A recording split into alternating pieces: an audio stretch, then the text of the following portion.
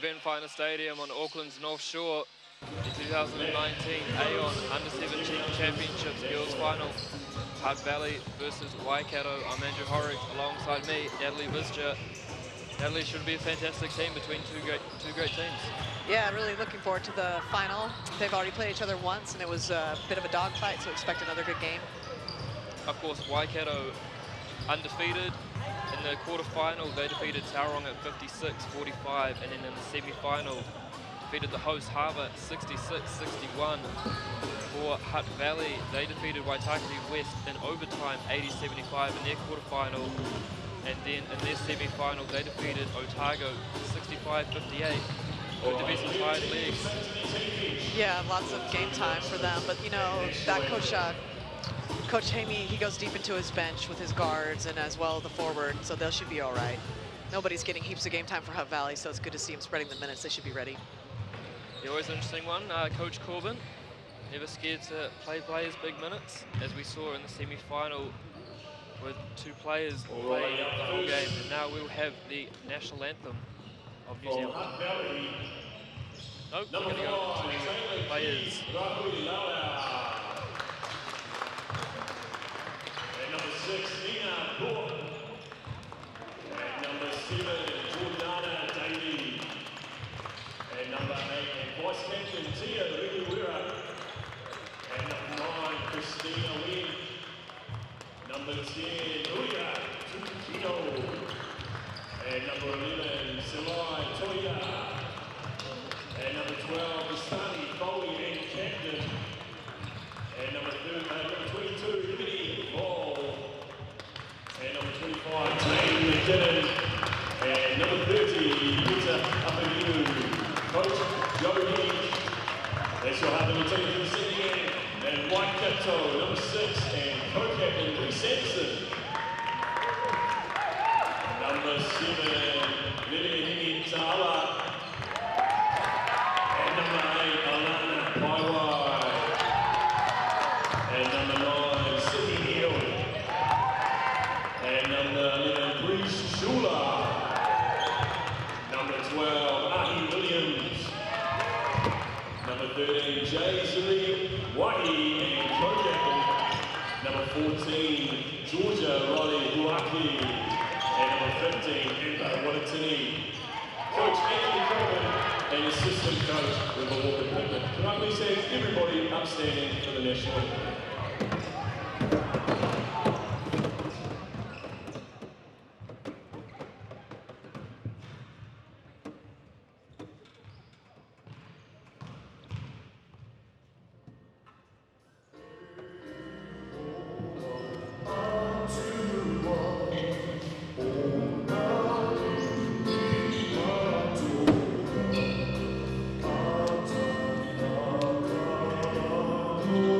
Oh,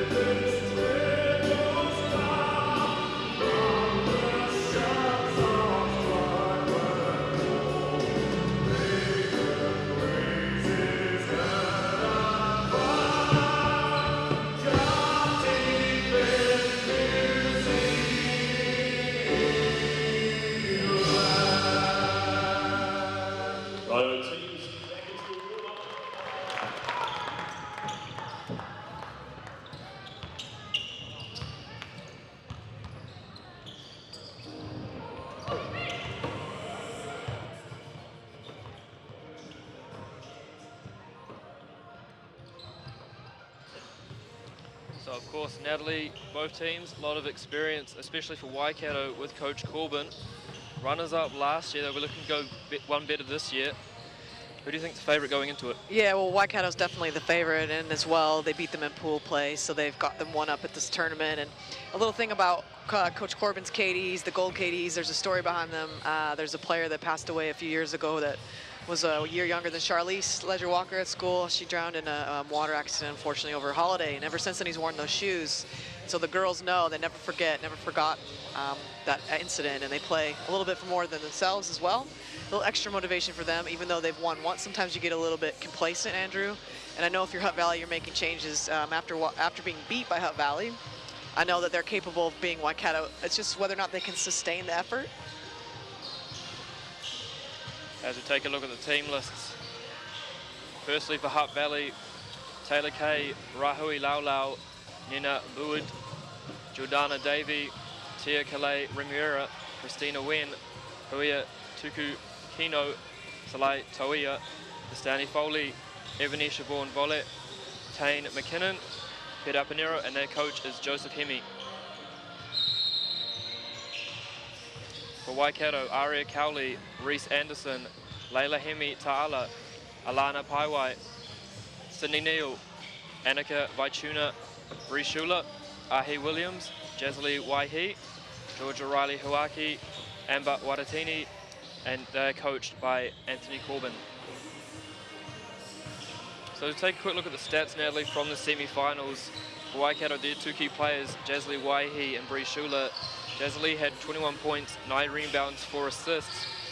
If Waikato get the win, should be in line for the MVP, you would think. Yeah, well, Coach Corbin made a great adjustment in the semifinal versus Harbor. Jazly had a slow start, and then he changed up his lineup a bit and moved Alana Paiwai to the 1 for the rest of the game. And then Jazly was able to get going off the ball, her shot going and her drive to the rim, and that was the big difference there for them. Bree Schuler as well, and then the semi. Yeah, Jazly, like, she was MVP of, she's been MVP before, so she's just one of those players. She's very capable. She's one of the top ones in her age group. And she's had some great games, especially in the semi. And for Hutt Valley, Rahui Laulau had 17 points, 7 rebounds, Remura 8 points, and Destani Foley 7 points, 7 rebounds, and 5 assists, so a very good all-round game for her. Yeah, no, 7, 8, and 9 for Hutt Valley. Davey, Remura, and Wen, they do quite a bit of the scoring. And then a dark horse for me has been Rahui Laulau. She's really come on strong. She really hurt us in our semifinal versus them, and then she just is something you don't really know about. They've had that 4 scorer step forward, so that's how they've advanced. Yeah, so a key thing that we've noticed in this game is most teams seem to have 3 key players, but if you can get that 4th one to step up, it really makes a big difference in helping you to advance. Exactly. You always need a couple people that I guess you'd call role players to really make a difference. Yeah, I think it will be tight for the first bit, and I think someone in the 3rd quarter maybe will be able to pull away depending on how things go. But a key for Waikato will be to stay out of foul trouble. And I know that, you know, these young officials have earned this, and just from previous games, Regan, one of the male officials, likes to call it pretty tight on the perimeter, so it'll be important for these guys to not pick up fouls early. So officials for this game, Danielle Cooge, and then the birthday boy himself, Regan Ashley. They'll be looking forward to having a fantastic game, and they've earned the opportunity to officiate this final. So the starters for Hutt Valley, number 8, Tia Kalei Remuera, number 12, Destani Foley, number 7, Jordana Davey, 11, Selai Tauia, and 6, Nina Buud. For Waikato, 11, Bree Schuler, 6, Reese Anderson, 13, Jazly Waihi, 7, Leila Hemi Ta'ala, 12, Ahi Williams. And we are just about ready for tip-off here at Event Finder Stadium on Auckland's North Shore. Wherever you may be watching around the world, thank you for tuning in. And neither team particularly tall. So, you know, I think Hutt Valley wants an up-tempo game. And Waikato, you know, they'll run, they're opportunistic, but they're more of a half-court team. Obviously, you can dictate the style early on. And controlled by Waikato, although Ta'ala must have crossed the line, they'll redo this jump. Bit of nerves early in the final. Yeah, that to be expected, isn't it, Andrew? And again, she's controlled the tip. Waihi with the ball at the 1. And Hutt Valley in a zone, and they lost track of why he wasn't able to convert on the layup. And Tia will run the point for Hutt Valley. Rimura, she's very crafty with the ball and makes pretty good decisions there, except for the pressure from Bree Schuler with the denial. She's able to convert. Great steal there from Bree Schuler, just goes coast to coast. Nice easy layup for her. Waikato with their token full court pressure. Just setting the pace they are. Rimura with the ball again. We do see that from Coach Corbin teams. They're very, very strong defensively. Puts a big emphasis on it. Yeah, they have high hands, and they'll be with everyone. They won't lose anyone in defense. Looking inside early to go to a little bit of a mismatch for them. Waikato is used to being undersized, so they're not going to be, their feathers won't get ruffled by that. Good ball movement from Waikato to start the game. Yeah, they really like using that UCLA cut. Against Harvard, there wasn't a lot of help at the hoop, so it'll be interesting to see if they look at that early. Why he's just missed on the long-range three. Great screen there from Hutt Valley.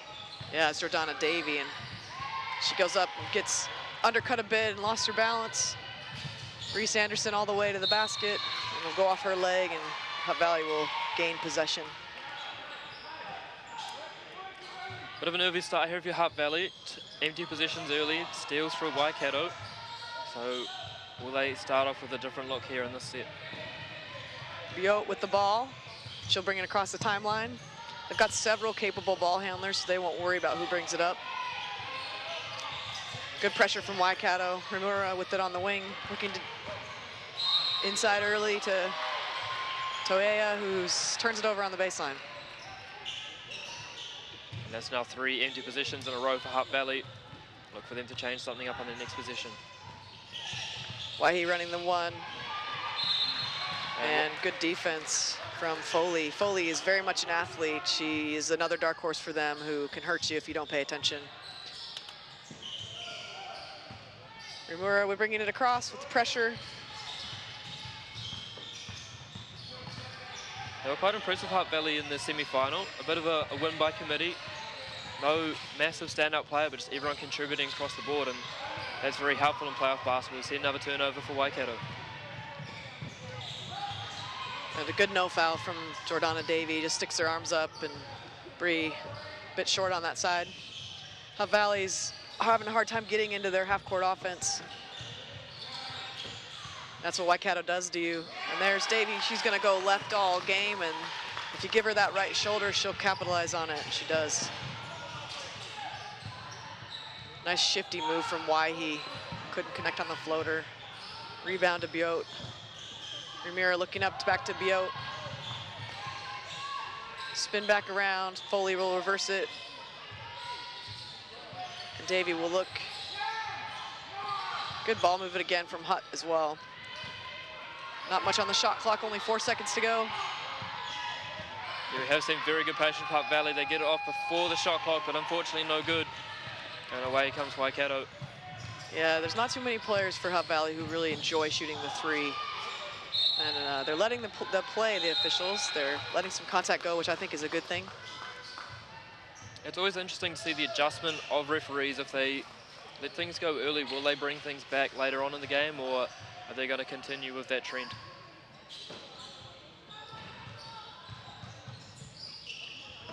Toea back to Biot. And you see all the Hutt Valley players just surrounding the ball. They need to get into their spots. Nice move from Foley. She'll be fouled on the arm from Himi Tiala. Yeah, Hemi Ta'ala there, she had good body position, but unfortunately just couldn't keep her hands straight up in the cylinder, and so she'll be called for the arms foul. First trip to the line for Hutt Valley this afternoon.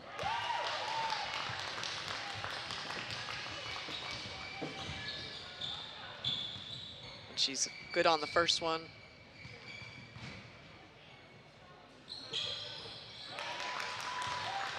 Nice confident start from the line there for Hutt Valley. They get their first lead of the afternoon.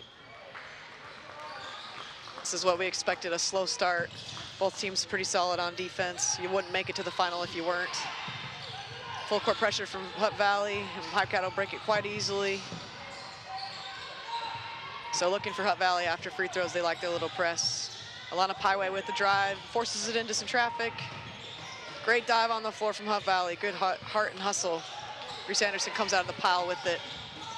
And no reset on the shot clock, so they've said they've got that off in time, but unfortunately can't convert. Hutt Valley coming the other way.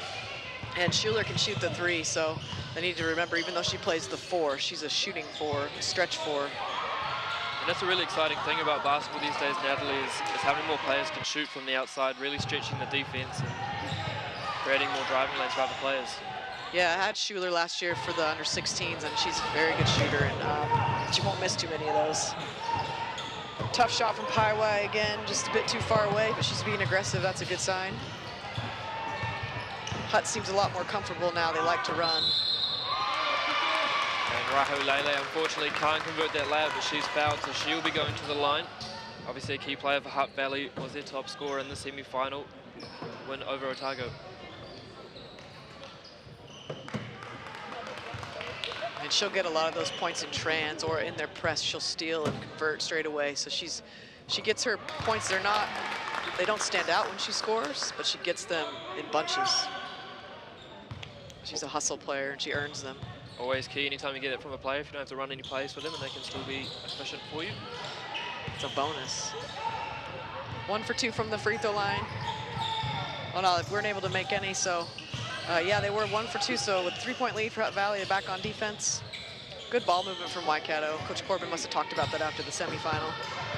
Yeah, we saw it in the semi-final. In the first half, they were quite stagnant against Harbour. In the second half, became a lot more active off the ball, and they helped them get that win, as we see Waihi going to the line.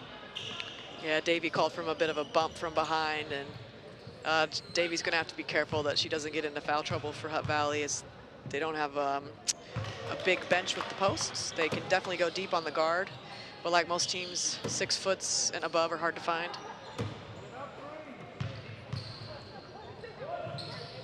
Waihi goes 2 for 2, and now it's a 1-point game.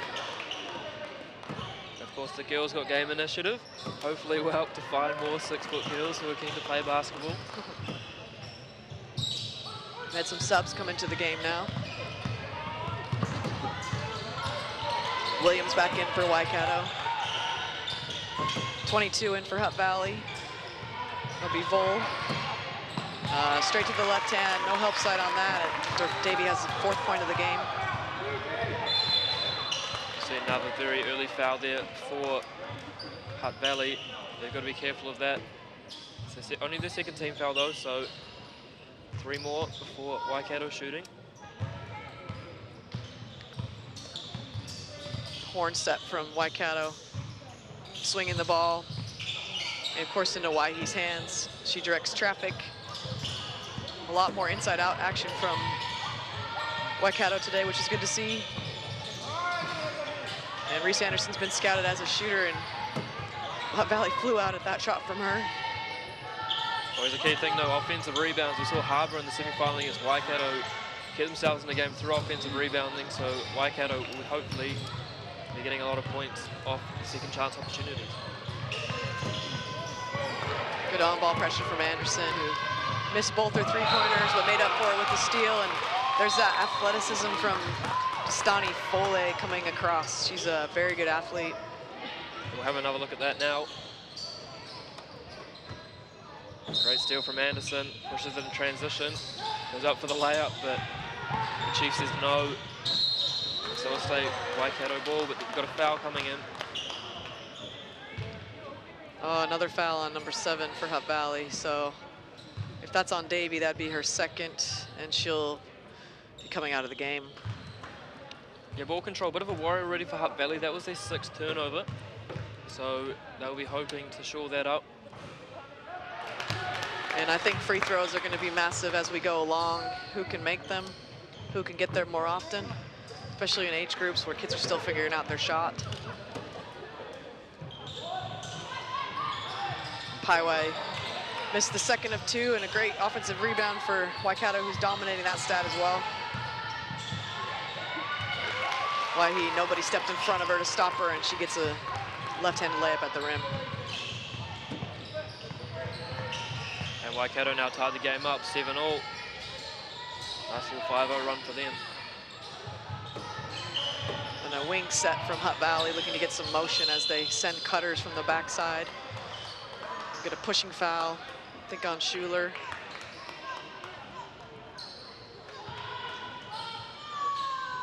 You see Coach Corbin's gold kicks on the sideline if you're able to gold KDs. Of course, Coach Corbin, very, very accomplished coach.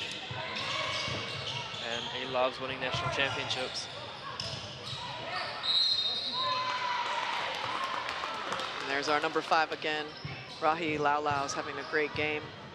Has had a great tournament. It's getting her name. She's raising eyebrows from some people out there. She's done really well. Now she gets to go to the free throw line from a cut. Face cuts are going to bother Waikato. They need to sort those things out. That's a cardinal sin. We don't let someone cut across your face, and you just lose sight of your player, and that's what happens.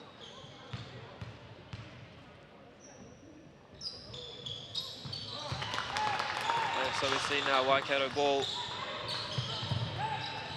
as Hutt Valley take a quite quaint 1-point lead. Bit of pressure there at half court. Oh, and a travel from Schuler that she got away with, and a travel again from Anderson. So Waikato very fortunate, and then the karma comes back to the Hutt Valley team who gets the ball, and Waikato hustle back quickly, preventing any layups. Yeah, great steal there from Christina Wen. She was quite big on the rebounds in the semi-final, so for her to be amongst the scraps. Yeah, and when she catches, she really likes to drive baseline. There's a high post set. I like that versus the pressure. Good looking 3-point attempt from Vol, who just couldn't get it to fall.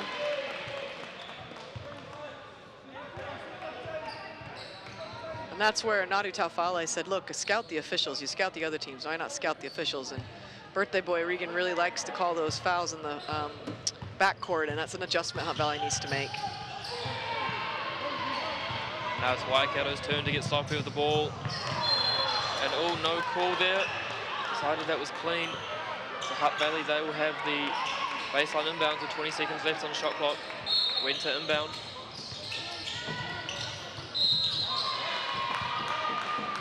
And Reese Anderson, too much body on that. Yeah, nice little stack formation out of the inbounds. Just finds the easy pass under the hoop. And both teams now, with a foul, go to the penalty. And we'll be shooting free throws for the last 2.5 minutes. Hutt Valley haven't been able to make as many free throws as Waikato have, as far as percentages go. Yeah, Hutt Valley now 4 for 7 from the free throw line. 4 for 8, 50%. That's something that they'll want to fix. Oh, and Schuler, unlucky, just couldn't get a hand on that. Got a fingernail instead, and now Hutt Valley will keep the ball. And of course, that new shot clock rule, any inbound on a violation on the front court goes to 14 seconds. Good kick out pass. 5 to go on the shot clock, back inside. And good defense from Reese Anderson, who was undersized. And there's a reset, did hit the bottom of the rim. The shot clock is now stagnant, but and we have an out of bounds call there from Hutt Valley, so that is now turnover number 7. Yeah, and Coach Corbin noticed the shot clock stuck at 14 for a while, and he was getting ready to say something, and it didn't matter at that point. Good passing to break the pressure. It's a lot faster than dribbling too, so they'll have a lot more of the shot clock than they would if they'd have just dribbled it up. Williams with the ball, back to Anderson. Waihi with the 3. And it took her a while to warm up yesterday from the 3-point line, and now she's 1 for 2 from there, which is great for that young lady and for the team. Jasly Waihi, of course, a key cog for this Waikato team, 7 points early. So for her to be an important piece if Waikato are to come away victorious.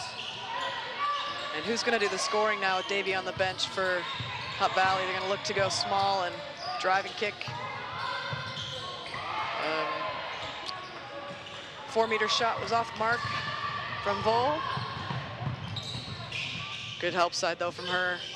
Forces a jump shot, but Waihi's known for her jumper straight over the defense. Yeah, Waihi, they're getting a very sympathetic role from these court 2 rims. Of course, the kindest rims in the South Pacific. And another turnover there from Hutt Valley. And a foul, so now Reese Anderson will shoot 2 free throws. As we'll have another look at that 3-pointer.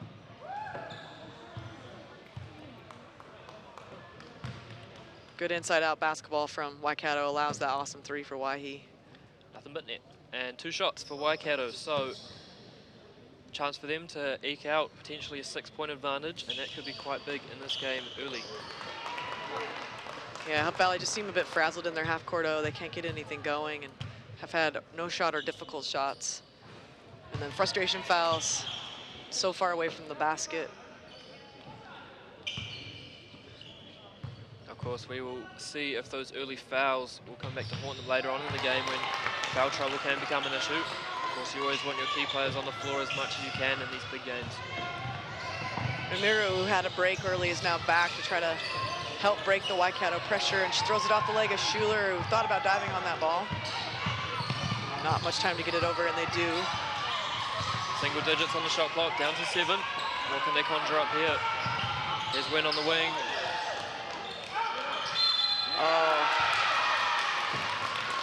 unlucky.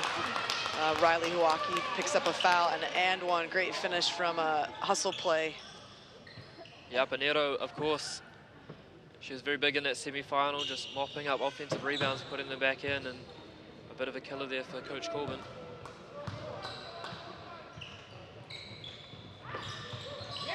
Unfortunately, can't convert the and one, but offensive rebound again. That will stay with Hutt Valley, 13 seconds on the shot clock. Wen will inbound for Hutt Valley. Number 25 into the game for Hutt Valley, McKinnon. Just your standard stack set from Hutt Valley. Works against the man and a zone. Good hands from Paiwai, who's looking to go 2-on-1 here, and she'll take it all the way and be fouled. From McKinnon, who just checked into the game. She gets on the stat sheet early as a foul. Turnover number 9 for Hutt Valley. That's the 7th steal as well for Waikato. So that pressure defense is paying off for them so far, really. Yeah, if they end up going 9 turnovers in each period, that becomes, it's like burying yourself further into the ground.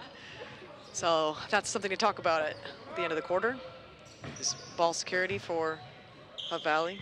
Yeah, as a coach, you don't usually want to go over probably 15 for the game, so to have 9 at this stage so early, bit of a worrying sign.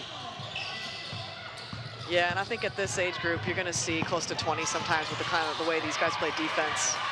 See turnover number 10, here's Paiwai. Last step through, easy layup.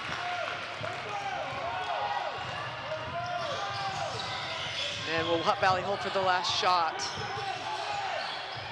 Yep, the shot clock's off, and unfortunate, no, managed to keep position. 2 seconds to go. They won't get a shot off in time. Oh, they do. Oh, that could really help them going into the break. Great little shot there from Christina Wen. So we will take a quick commercial break, and we'll be back for the second quarter.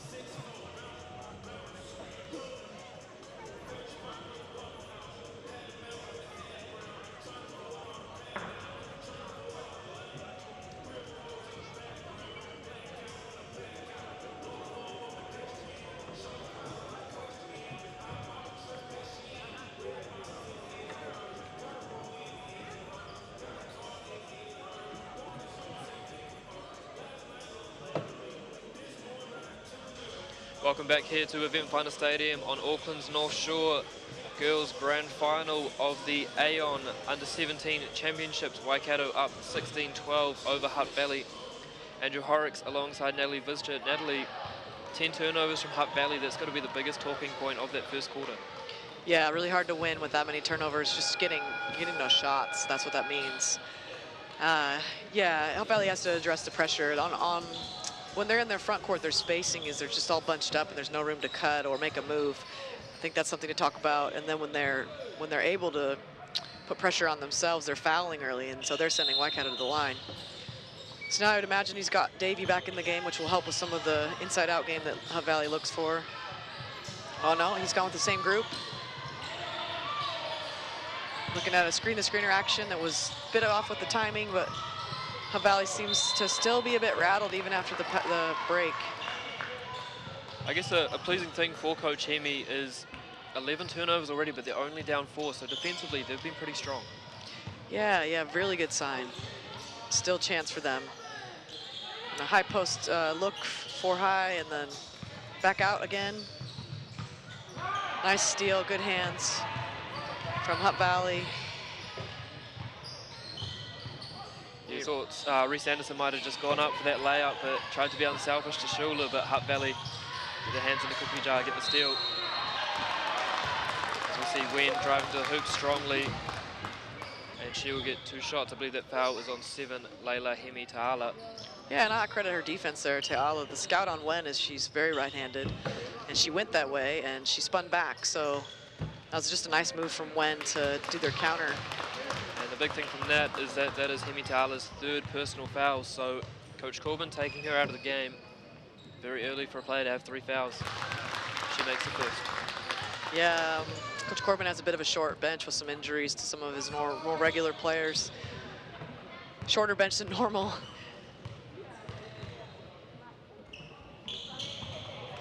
And Wen makes the second, so 2-point game. Waikato 16, Hutt Valley 14. Oh, nice move from Anderson. She likes the hesitation.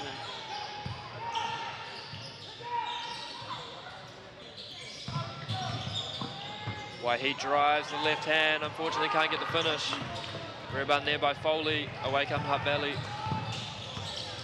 Stoney will keep it and have to, yeah, just a bit messy for Hutt Valley. Had a chance and off to the races the other way. Oh, good hustle from Tostani to get back. That's Waihi there trying a very adventurous cross-court pass, but Hutt Valley coming back on defense, managed to get the passing lane and get the steal.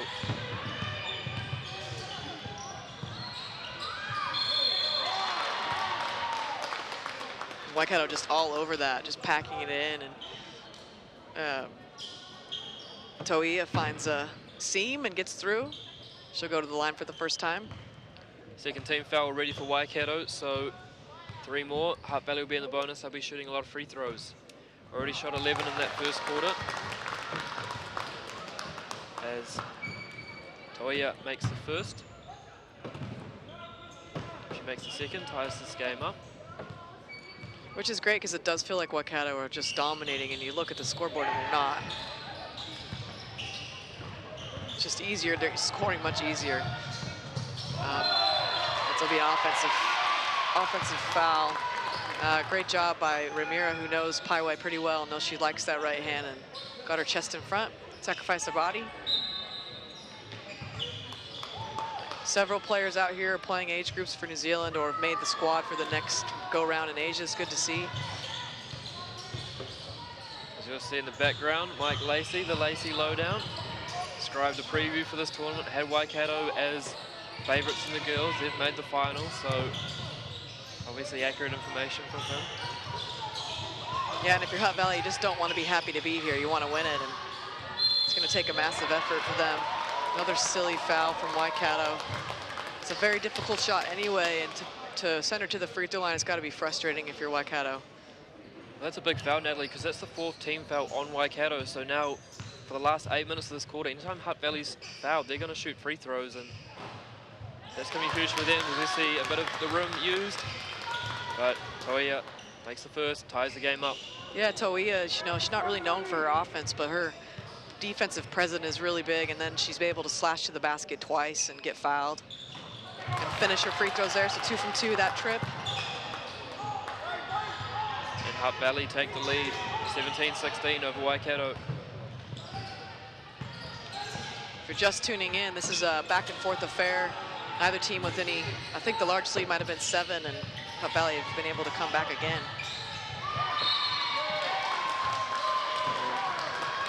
Anderson not happy with the call.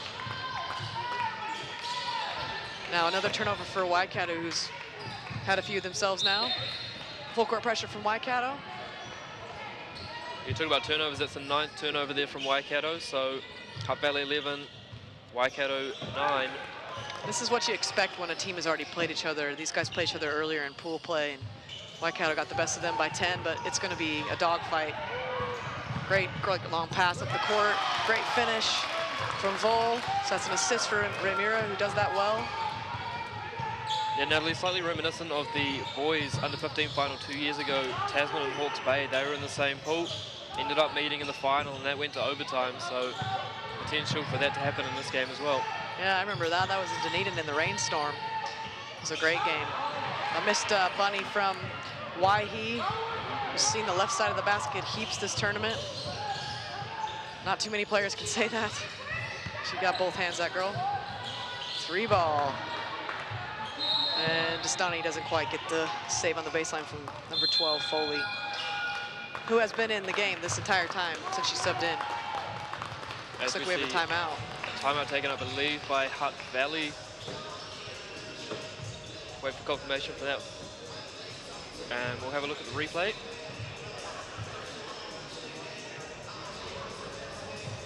Great full court pass there.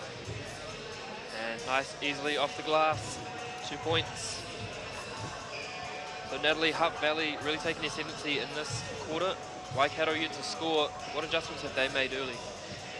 Well, they've done a better job handling the pressure ever since the first minute of this period. They're starting to cut versus that pressure, which is they're opening the middle a bit, sending cutters, which is opening passing lanes. If the cutter's not there, there's a nice space to drive behind cuts, which they've also been able to do. As you said earlier, Andrew, the foul count is in their favor. They're now in the penalty, which they've made their free throws. Waikato's just missed a couple bunnies, and they've had some silly turnovers. Maybe a bit of a letdown, knowing they were up by so many. Also, not to mention, they've played a lot of games in a short amount of time, and probably nobody's feeling great out there. Yes, the joys of teenage basketball players. We look at the personal fouls. Jordana Davies, she has 2. And then for Waikato, we have Hemi Ta'ala, she's got 3. Ahi Williams has 2. And then Paiwai has 3 as well. So key players for Coach Corbin. He's going to have to go deeper into his bench than he did in the semi-final. Yeah, and that's what we talked about at the beginning. It was important for Waikato to stay out of foul trouble and see if they can come back from a bit of that. Schuler with the ball at the top, swinging it to Williams. Back to Anderson. Some nice motion from Waikato. Haven't seen that set from them much. Just set 2 cutters through and would have been there, but they couldn't connect on the pass. Yeah, always an interesting wrinkle if you can start adding in new sets into a final after having already played 6 other games. Give the opponent something they haven't seen, something that they couldn't scout. Yeah, are you able to save anything? That's always the question mark. You also wonder if you drop something new, can they actually do it? And sometimes you can practice that in practice. You just take out your whiteboard, say, girls, let's do this, and then you've trained that a bit. You want to try to practice as many special situations or anything new in training. And then another question mark is, do you train enough with a lot of other sports and school ball as well? Turnover from Hutt Valley. Yeah, unfortunately just unable to get that post entry there. Horn set from Waikato, and Waihi will keep it. That's a very difficult shot. She went to her left and shot the ball with her right hand, floating out of bounds and over the defense. Good pass from Remira. Good kick out there from the baseline. And another air ball from number 22, Vol. She's just not been able to even hit the rim at this point. Thought Waihi got away with steps there. Maybe a little bit of karma for taking steps. Unfortunately, misses the shot. He manages to poke the ball away, and a long way comes Waikato again in transition. We see a foul there. I believe that is on number 5, Taylor K. Raihui Laulau, as we'll have a look at another replay. Yeah, we'll see Waihi with the great finish over to her right. shoulder. Yeah, really nice hesitation dribble there from Waihi just to set that move up. And then attacks, very good player at using both hands on the finish. Yeah, she loves the hezi. You've got to keep your body down and just stare at the middle part, the belly button, we say. Not go for any of that change of speed or nifty ball handling. Waihi receiving an on ball from Williams. Waihi steps back, unfortunately can't convert. Hutt Valley again, half-court pass. And that's what you're going to give Waihi. You're going to give her the three. You're going to live with that. She makes a couple, you know, but you can't give her the rim, and that was good defense from Hutt Valley, forcing that three-point shot. Waihi, the leading scorer in this game. First one double figures, she's got 11. Leader for Hutt Valley is Jordana Davey. She's got 4. A bit more of a balanced attack from them. And Davey back in the game. Look to do some scoring straight away. As we have a foul coming in. That will be on 11, Bree Schuler. That's only her first though. Yeah, Bree would be frustrated. She's not quite sure what she did, but it must have been her hands. Again, that's just a style of officiating where the players need to adjust. Yeah, we have seen that rule change in recent years, of course. Earlier basketball, the handshake was allowed, push player of the hip, but now that you've got to be straight up, makes it a whole lot harder for the defensive players to stay in front. There's another offensive rebound there from Hutt Valley. It's really based on just who you get for the game.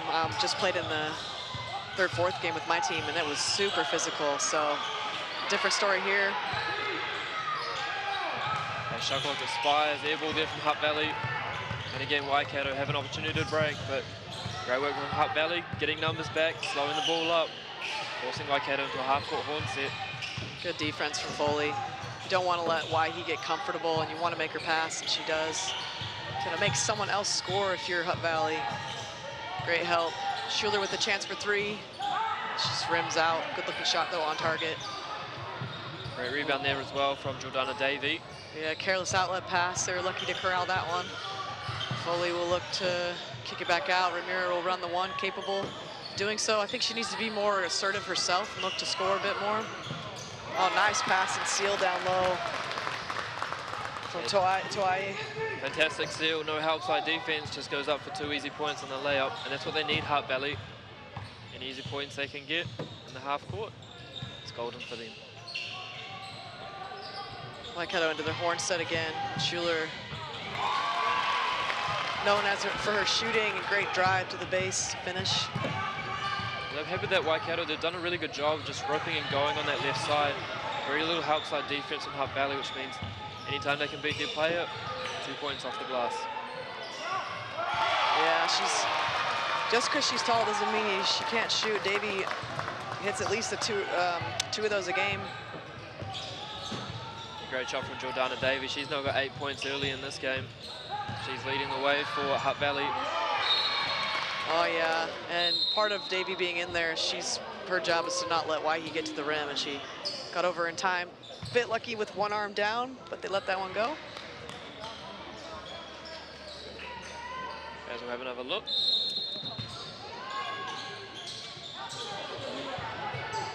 Good job of balling up there from Waihi, from Hutt Valley. And we're back live. Unfortunately, Waikato unable to convert on that position. Hutt Valley with a good defensive rebound. They lead that battle 20-14 currently. Nice hustle from Waihi. They all over Davey inside. Not going to give her any looks. As we see Jay-Z go from A to Z, coast to coast. She goes off the backboard. 2 points for Waikato, 25-22 Hutt Valley. Bio probably could have stepped out and taken a charge on that, but you just don't know what Waihi's going to do. She's very shifty. Got a missed three-pointer that leads into some transfer Waikato. Waihi's still in the backcourt, just getting a knee brace or something fixed. She's back into the play. She'll have the ball in her hands a lot. The good thing as well for Hutt Valley as we see them commit a foul is that they can be a little bit more aggressive at the end of this quarter. It's only their second team foul, so with a few to give, they can put a bit more ball pressure on, try and get a steal. As we see a timeout taken by Coach Corbin, I believe.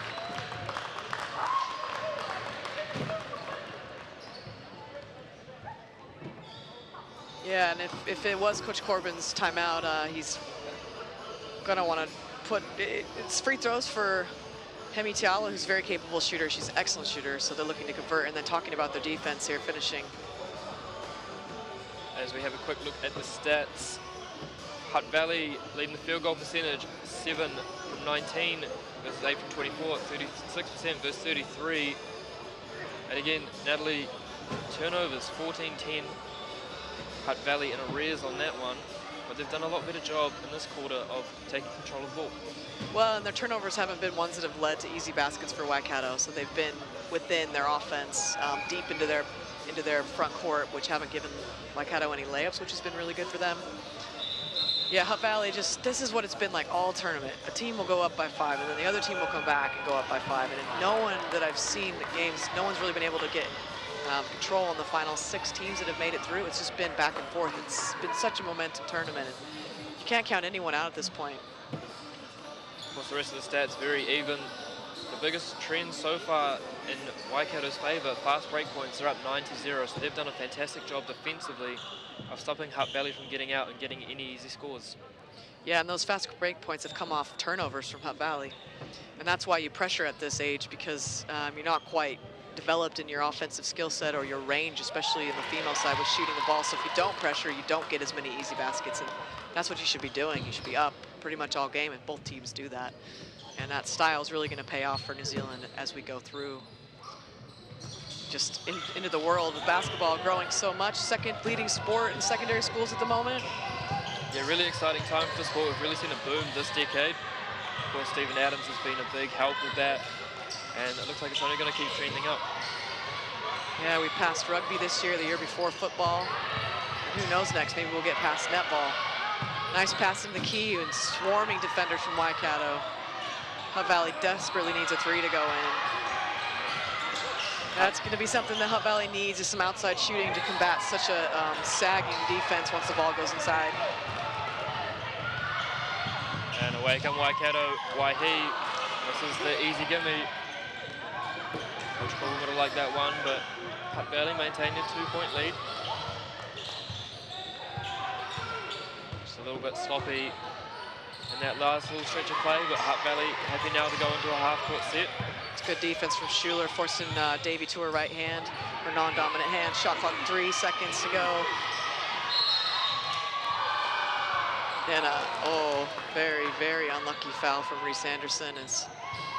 There was desperation time on the shot clock and been bailed out now. Whoops, foul. I understand Anderson will feel a little bit hard done by. Hands were straight up, but unfortunately as well, you've got to keep your bottom half of your body in the cylinder, keep everything straight up. Just leaned a little bit too far into the Hutt Valley player, and so with Waikato in the bonus, Hutt Valley will shoot a free throw. Second foul on Anderson, and as you said, Waihi doesn't have a foul, so maybe you put Waihi on someone who's more aggressive now and take off one of your other players who's in foul trouble onto some of the different matchups now. Be interesting to see how Coach Corbin adjusts with the foul problems. Or if you're Hutt Valley, do you go at Waihi to try to get her in foul trouble a little bit? Don't know. Yes, Waihi, the key offensive player at the moment for Waikato. She's got 13 points in this first half. Bree Schuler has just been a beast on the boards. Every game I've seen, she's all over the place. Good rebound from Hutt Valley. They need to push it a little bit and try to speed up the game because Waikato are so short with players that the tempo favors them when they can convert. As you see, another steal from Waikato. That's the 16th turnover in the first half from Hutt Valley. So you take a quick look at the shooting stats. Both teams not really connecting from the 3. Hutt Valley 1 for 8, Waikato 1 for 9. So as we see, Waihi, nothing but net again. That's her second 3 of the game. She's got 16 points. And the game's all tied up with 22 seconds to play. Struggling with the pressure, Hutt Valley. Having their post player bring it up the floor. So now there was an easy adjustment for them to make on that. Maybe potentially bring their wings down to the corner and just space that floor out. Well, I think every team needs a pressure release play, and as we have another look at that Waihi 3-pointer. Just pulls up, count all as you like, nothing but net. Yeah, too much space for her. Miscommunication on the on-ball from Hutt Valley. Yeah, some of it's personnel, honestly, about who can actually handle pressure, and then pressure speeds you up. You actually need to slow down and execute further. Be very deliberate from where you are on the court and how you're screening and cutting, just slow down even a bit more. And usually, nobody does that. That's why you pressure people speed up. So adjustment isn't really X's and O's. It's just little things like facing the basket, pivoting, pass fakes, being strong with the rip-throughs.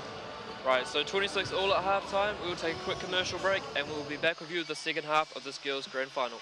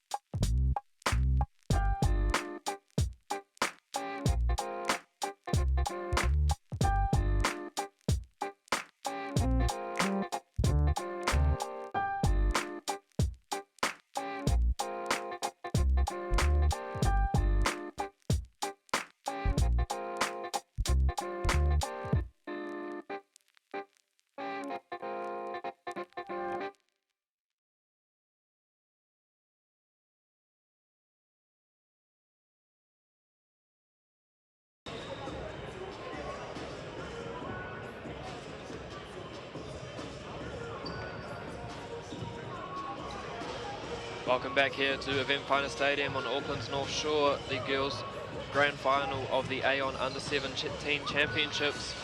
And we'd just like to take this moment to thank our sponsors and supporters, Aon, Peak, Sport New Zealand, Moulton, NZCT, Polaris, Lion Foundation, Hub Charity, Four Winds Foundation, New Zealand Tandem Travel, Stuff, MyFM, iFilm Sport, Benny Sports Medical and Budget. And of course, Natalie, the Tall Ferns are in camp at the moment. They've got the William Jones Cup coming up. Are we pretty confident about their chances in that? Yeah, no, last year they won it, so it's awesome to see Guy Malloy taking some of the players who've done well in WBC as well as the veterans, the good blend of youth and experience. And they do, they're defending champs going in. And of course, any future Tall Ferns, the Girls Got Game initiative, getting more girls into our sport. Contact your local association, get amongst it. It's always good to see more girls playing basketball, growing the numbers. If we can go the depth, Natalie, then our Tall Ferns will only prosper in the future. Yeah, you're seeing it now at the WBC. Awesome to see so many Tall Ferns out there. And of course, the Sales NBL Final Four in Christchurch coming up. VIP corporate suites are still available. Of course, you'd think Wellington Saints would be the hot favourite for that, but Southland, they won it last year.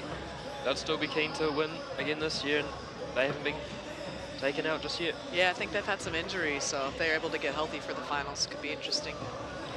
That season has been fast, short and fast with all the other calendar items going on. It's been a short season for the boys. Yeah, very, very busy first half there, both boys and girls. Of course, the men, they have the World Cup coming up in September. A few lead-in games for that, of course, playing Canada and Australia in August. As we take a quick look at the stats, leaders for Hutt Valley in points, Jordana Davey with 8 for Waikato. Jazzalee Waihi has 16 rebounds. Pera Apaneru has 7. And then for Waikato, Reese Anderson 5. And an assist, Nina Boot has 2. And then just a solitary assist for Waikato, that's from Reese Anderson. So 26 all, Natalie. Nothing between these teams, of course. In pool play, it was a Waikato 74-45 win. Doesn't look like it's going to be a repeat of that result. No, very low scoring as we anticipated. And lots of turnovers dominated the first half. We'll see if teams can clean up that a bit.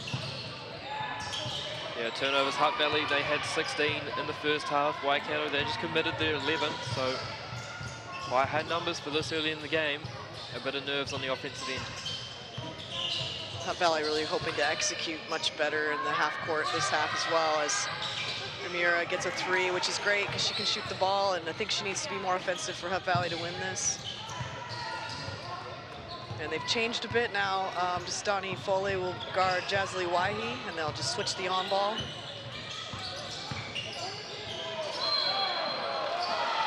Travel or an offensive foul. We have a travel called. Of course, the defender just stood there. Offensive player bounced off her. Took steps after she picked the ball up, and that'll be a travel. And I think Waikato fortunate to get the travel, because if that's offensive foul, that's number 4 on her. It's a sigh of relief from Coach Corbin that it wasn't a charge. And Foley rejecting the on ball, staying with her dominant right hand. Nice finish off the glass. Of course, other key team stats, Hutt Valley leading the rebound battle 25-20, assists 5-1, steals Waikato 12-5, and then just a solitary block for Hutt Valley in the game. Yeah, you're not going to see too many assists for Waikato because Waihi has the ball in her hands all the time, so she's kind of creating her own shot. Assists might be on ball screens. Nice post move. Smothering defense from Himitaala, who comes to help out. The turnovers have been quite high from both teams, but of course very well drilled defensively, so that's been a big part of it, as we see Waihi there with the big 3. That's her 3rd triple of the game. Yeah, and she's 3 from 5 from distance, which is an awesome percentage, and great sign for Waikato. She's not in foul trouble either, and just look for her to, how do you guard someone like that, right? Who can shoot, drive, and hit pull-up J's. As we see Remiera says, I can do that too. With the answer. Little guard. The 2nd triple, I believe, for Hutt Valley in this game is Waihi drives and kicks. Anderson for 3, no good. And guess who's got the rebound? Schuler. And a foul. As we have another look at the Waihi 3. Good ball reversal, steps into it, nice and comfortable in rhythm, bang. Yeah, and a hand up, a late hand, but still there. Schuler can't connect on the rim. Reese Anderson, smallest player on the court at the moment, catches that one. Waihi again, unfortunately, can't convert this time. Much better defensive from Hutt Valley, getting a hand up. Yeah, and Waihi just has the green light. Davey can't finish. So officials letting the play continue a little bit more in this 3rd quarter than they were before. Nice defense from Ramira to get a hand on that pass. Would have surely been a layup for Teala. Yeah, Anderson just trying to draw the defense. Unfortunately, couldn't. Panicked a little bit, still trying to throw the pass, but Davey getting a hand up, taking the ball out of bounds. Waikato with 15 on the shot clock now. Anderson, here she is for 3, no good. Oh, everything but in. And it's nice to see players just taking the shots given in this half, and we'll see some more scoring in the 3rd quarter than we did in the first 2 quarters. Jordana Davey asking for the ball. Nice defense from Himitaala. And no box out from any of the Waikato players. And Biot gets in on the action. Yeah, Coach Killer at any level, when teams can get free 2nd chances, Waihi hesitation goes up, blocked, and away come Hutt Valley the other way. Great kick out. Thinks about it. Davey as well. She lined up the seams for that. Williams, and I know you're going to shoot it, number 7. I know you are. Foley with the spin. Good help side from Waihi. Shot clock down to 2. Oh yeah, her second in a row. Awesome to see for her. Ramiro is feeling it. And we're seeing offensively a bit more open from Hutt Valley in the second half. Obviously, they might prefer shooting down this end, attacking their own bench.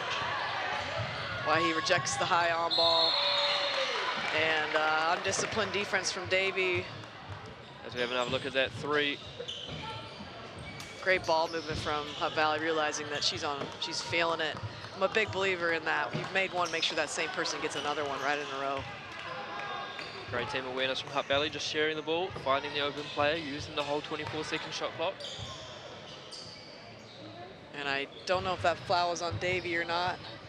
You're hoping it wasn't. If you're Hutt Valley, that would have been her 3rd. As Waihi makes the first, and she's the first player in the game to 20 points. No one else is in double figures yet. Yeah, you've got to help early on Waihi. You can't let her get down to that block area because she can make that pull-up jumper as well. And that's something that Waikato is doing, is when Davey gets the ball, they know that, and they're all over Davey where she's not getting any space, and Hutt Valley need to turn on the brains a bit and not let that happen on the other end defensively. Just ball handling from the post player for Hutt Valley looked real good until the pass, and one of those turnovers where you wish you had it back. Yeah, just a little bit loose there from Hutt Valley offensively on that pass. Throwing a little bit high, and unfortunately Christina Wen unable to jump high enough to corral that pass. Haven't seen much scoring from Wen either. Somebody they need to get a few buckets to help them build on this lead. Paiwai back in the game with those 3 fouls. Good ball movement from Waikato, and Schuler gets the ball knocked out of her hands, but will stay with Waikato. Baseline plays become a big deal in a close game. You know, if you can convert on them, those points make a big difference. Under 10 to go on the shot clock, 7, Paiwai deep 3. And gets her own rebound, great hustle from her. Kick out, Schuler fakes the 3. Right by her number twin, Toai. Yeah, great rotation there from Waikato, just working the ball around. Schuler whipping through and going and getting nicely the layup. Riley Huaki picks up a foul, going for the steal. Luckily for Hutt Valley, she got the body there. It would have been a steal for a layup otherwise. When to inbound for Hutt Valley, as you can feel the momentum trying to shift in Waikato's favor here. As you can see the live stats on the bench, if you want to follow along, nz.basketball. You want to find it there, they'll link you to it.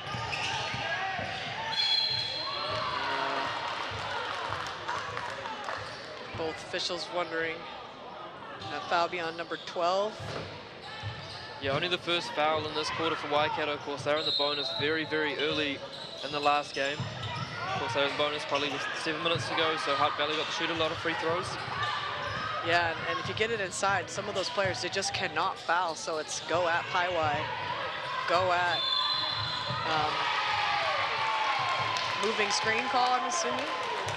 Yeah, we have an offensive foul. On 22, Bull with the moving screen, and she had no idea. Unfortunate, otherwise it would have been a layup. Only the second personal foul though, so not too bad. See Waikato, bit of a handoff action. As Schuler decides to drive, great defensive from Hutt Valley, kicks it out to Waihi, into a horn set for her, pulls up for 3. Unfortunately can't convert it for 3 of the game, but Waikato with the offensive rebound, they'll get the 14-second reset. Back to Waihi, hands it off Anderson. Decides to drive, great kick out pass, Schuler, no good, and another offensive rebound from Waikato. Those are starting to add up. Paiwai got both of those, and she deserves this 3. Let's hope it goes in for her. Schuler again with another rebound, so many, many shot opportunities for Waikato. Again, we see another Waihi 3, tries to bank it in. Banks will open on a Saturday, but unfortunately can't convert, but managed to force Hutt Valley there into the mistake. And that, because it'll be a violation inbound, that'll be 14 seconds on the shot clock for Waikato. Yeah, and Hutt Valley just being out-hustled at the moment. They need to really get low, get in stance, be physical on D, and get a rebound. boxing out is a lost art, so if anybody wants to make a team and can rebound, there's spots open. Of course, boxing out, such a key thing. Was key in the under-15 boys nationals last year in the semi-final. Harbour versus Canterbury, 1-point game. Going to play for Harbour. Rocco Chang forgot to box out. Canterbury got the ball, 2 seconds left, and just put it straight back in to win the game and make the final. And of course, those two teams that played in the under-15 boys final last year, Canterbury and Waikato West, that will be our final this afternoon for the under-17 boys. And another foul on Hutt Valley, so a bit of a stalemate here. So they've just stuck in the mud a bit. Hutt Valley aren't able to get anything going on offense, and we have been down here for over a minute now on the Waikato end. Waikato hoping to convert now after 4 or 5 possessions of the ball. Yeah, it was 26 all at half-time. It's now 35-32, so Hutt Valley in the ascendancy, 9-6 this quarter, as unfortunately number 14, Riley Huaki, unable to convert the first free throw for Waikato. Yeah, and the foul count is complete opposite of what it was in the third quarter. Waikato are in the penalty the rest of the way. Hutt Valley having committed 5 team fouls now, and Waikato only 1. Must get it over the timeline. I don't think that they know. We've only got 8 seconds, and Waikato, the momentum has shifted. They are just relentless on defense and on the boards. And this should be, we see 24 seconds on the shot clock, but this should be a 14-second reset. As we talked about before, any violations that are inbounded in the front court. As we see referee Regan tell the school bench, and it will be 14 seconds on the shot clock for Waikato. Well, Anderson could have had the 3 and hasn't been able to hit one yet. Rather pass to Waihi, and Schuler will drive to her right. Scout on Bree, sit on that right hand, and foul from, I believe, number 22. Yeah, and she'll come off the court with another foul. Yeah, that could potentially be her 4th personal foul. Schuler to the line. A chance here to tie the game up for Waikato. Yeah, Bree just needs to see the ball go through the hoop. She hasn't been able to make a 3 this game, and she's made a couple layups, but her shot hasn't fallen further past the keyhole, so she's hoping to just see it go through the net, and then maybe that will lead to an open shot from the outside going in. Yeah, Bree Schuler 0 for 4 currently from 3. As you see, Waikato struggle a little bit. They're 3 for 21, so they're not afraid, though, to shoot it. I like that press breaker from Hutt Valley, but then when you stop in the sideline corner, it's just asking for trouble. Good smart move from Reese Anderson. Pressure starting to get to Hutt Valley in this period. Yeah, first lead for Waikato in the second half. With just under 3 minutes to go. Can they extend that out? Make it a little bit more comfortable for them in the 4th quarter. Yeah, I think Waikato can really feel the momentum shifting. They just keep the pedal down on the accelerator and finish the period out strong. Highway looking to drive, flips it to Waihi for 3. Waihi with a step back and unfortunately able to convert. She's now 3 for 10 from 3-point line. Yeah, they need to get up the court. Stani needs to get it across. She does, and again, stopping at half. You want to attack the hoop if you're watching. Keep going until someone stops you. Yeah, nice little adjustment there from Waikato with that pressure. Really making it hard for Hutt Valley. They now get into a post-up. And they go for 3, no good. Rebound Anderson, and away will come Waikato. Some bit of confusion on Hutt Valley's transition defense. They don't really talk about stopping the ball and give Waihi a layup that she missed. Unlucky for her. Wen with the ball on the right side. So Hutt Valley have not been able to run anything the last 4 minutes. Really a fantastic job from the coach Corbin Letters. Waihi gets blown by. It's Foley for 2. Great move from her. She's had a great game. She's really stepped up for this Hutt Valley side. So we're back into a back and forth affair. 37-36. Needs to be a little communication from the Hutt Valley defense. As the Highway takes the pull up and follows her own shot and needs to be blocked out. Good rebound from Foley. Hutt Valley looking tired to me, Andrew. Yeah, it's interesting because we talked about early Waikato having the shorter bench of the 2, but it appears that their players seem a bit more comfortable with the pace of the game. Their 7th game, of course, over this 4-day tournament. Yeah, they pride themselves on fitness, and You know, they're used to it. So they know their limits and they'll play within them. They're opportunistic runners. You know, they don't want a fast game, Waikato. They want to make it a half-court game. This game, of course, has been close the whole way. Both teams' biggest lead has only been the 6 points. Short versus short, and Reese Anderson will get the better of the two. And we'll have another look at that. Again, nice kick ahead pass. Anderson puts her head down. The defender, unfortunately, can't get in front in a legal guarding position. And so that'll be a blocking foul. 2 shots. Yeah, and Ramiro really tried hard to get in that legal position. She was just a step behind on that. And Reese Anderson makes the first of 2 free throws, which has been a bit of a Achilles heel for this Waikato team since the beginning. They haven't been able to make 2 in a row, and there's their first in a while. Good shooting from Reese Anderson. Point guards need to make their free throws. Yes, Waikato now 11 for 18 from the free throw line. Whereas Hutt Valley, they're 11 for 19, so very even statistics on that front. Yeah, and Hutt Valley with a short shot clock here. 10. Wen pulls up, can't connect. Why he controls into hands of Anderson. 40 seconds to go, so potentially a 2 for 1, but you're gonna try to get a good shot no matter what within yourself. Yeah, I don't think Coach Coleman will be too worried about the 2 for 1. In a 1-point game, he'll want to make sure that they maximize their positions rather than rushing the shot. Yeah, now they're gonna finish the period if they'd like. Play for 1 shot here. Oh no, the shot clock, excuse me, the 14 reset. Nice streaking move from Waihi. Waihi, as we talked about, very comfortable finishing with either hand, and in this age group, a very important asset to have. And no help side from Hutt Valley enables that layup. As Foley to the hoop, gets fouled. So far, player of the game for me has been her for that side, and then of course Waihi on the other. Foley has kept this Hutt Valley team alive this quarter, along with the 3s from Tia Ramiro. Foley having a very good game, 6 points, 6 rebounds already. Ramiro, 5 points, 5 rebounds. Davey's been the leading scorer. She's got 8 points, but unfortunately 3 fouls. And then Boo only has 2 points, but 4 rebounds, 4 assists. She's done a fantastic job of just being the glue for this Hutt Valley team, as it's a 2-point game. Yeah, and last year Davey was the under 15 MVP when they won it with Capital, and she's not in the same form she was at this point. So 3/4 time, Waikato 40, Hutt Valley 38. We'll go to a commercial break and we'll be back with you shortly.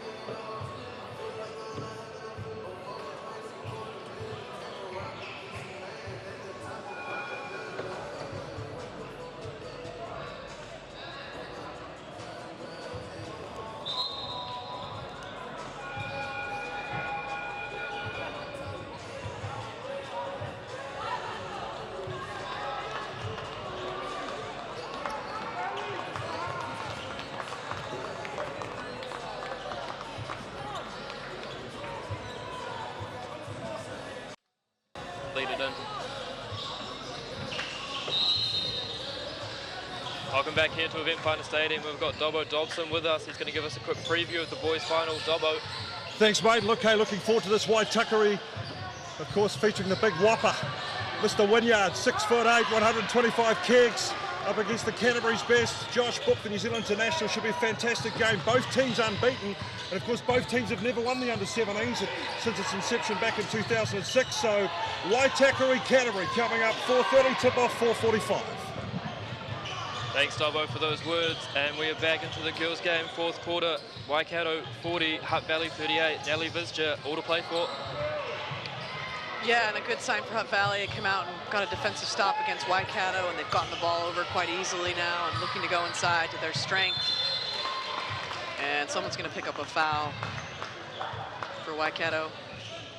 11, Bree Schuler got hit in the face, it looks like, looking to grab her lip with some elbows from Davey, non-incidental, of course. And it could be interesting if teams get in the bonus early. Could this become a free throw battle? Of course, both teams very even. Hutt Valley 12 for 21, 57% from the free throw line, whereas Waikato 11 for 18, 61%. Not much between them.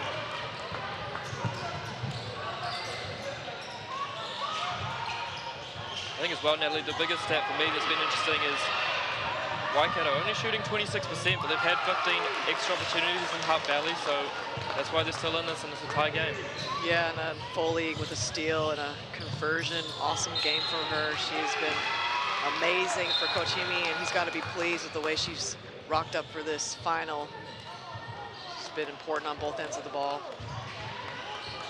She's got the job of guarding Waihi as well to finish the game. So watch that matchup. Jasly Waihi, of course, leading all scorers with quite a few points. Yeah, Jasly Waihi, 22 points, the only player in the game in double figures.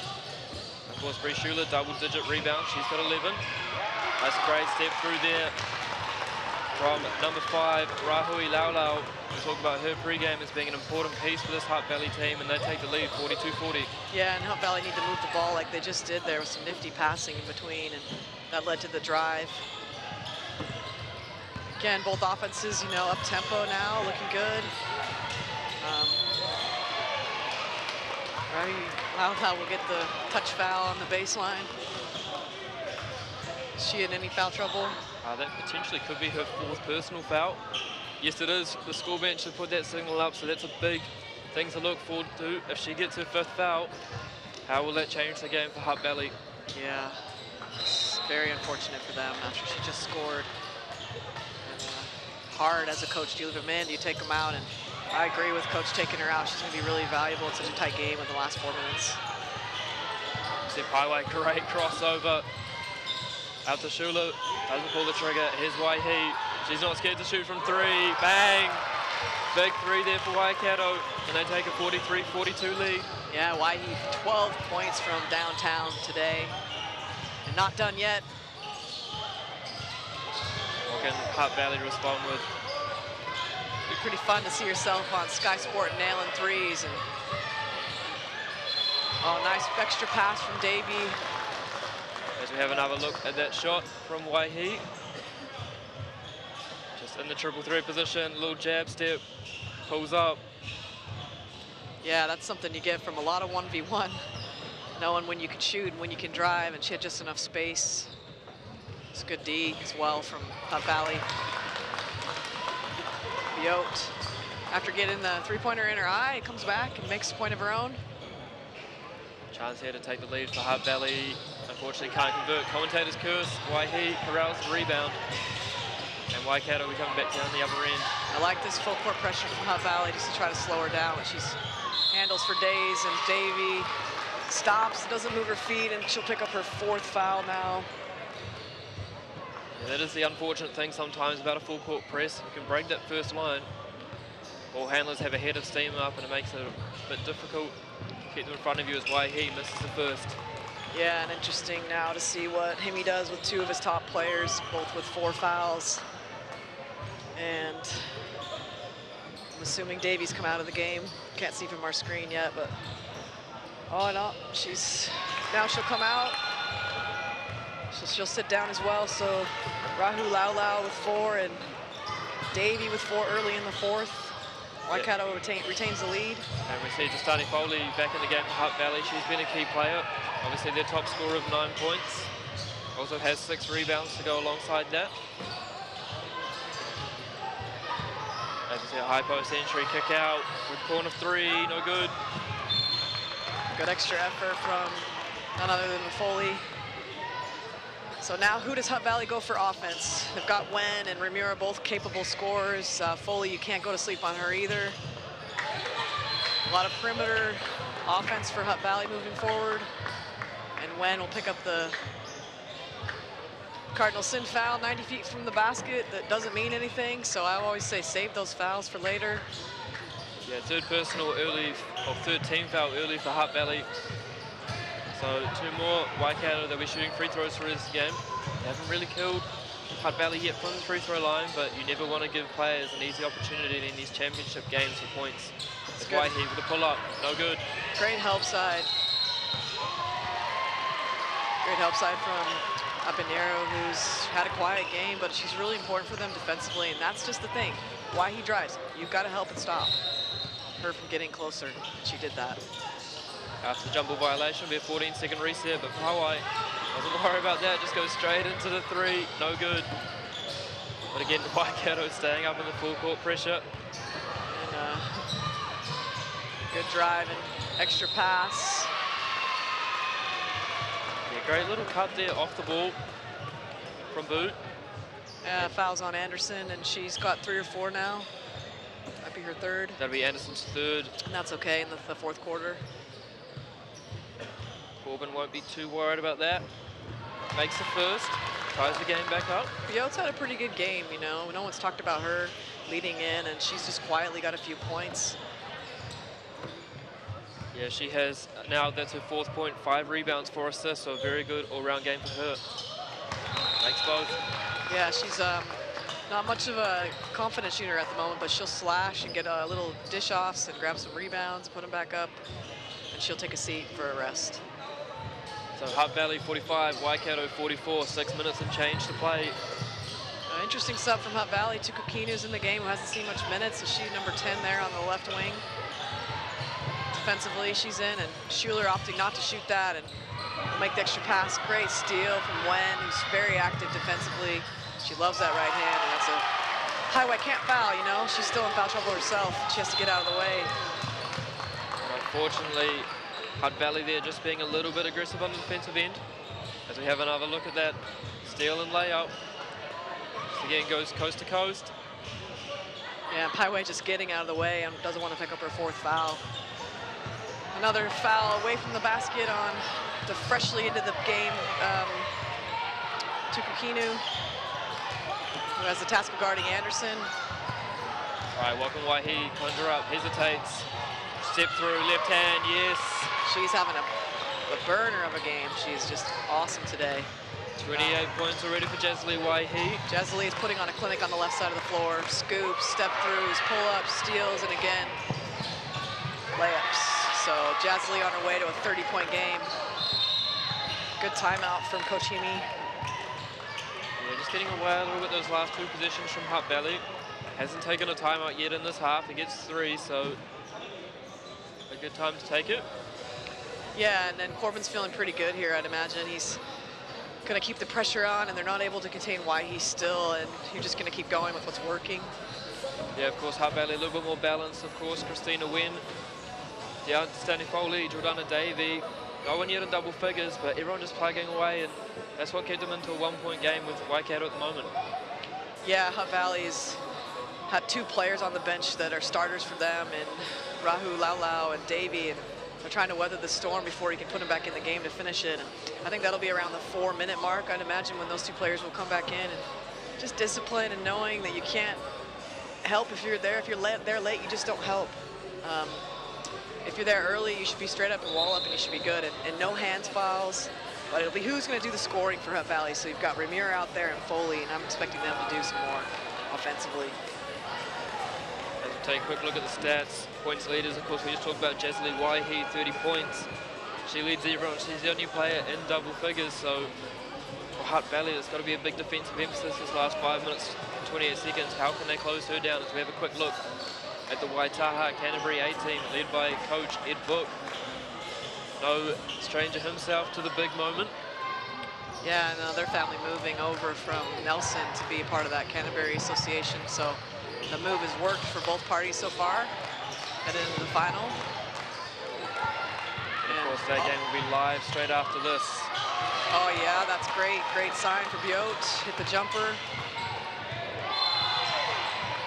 Again, another foul from Hutt Valley. I believe that's the 15th foul, and if that is, that's shooting already for Waikato. So half the quarter to go.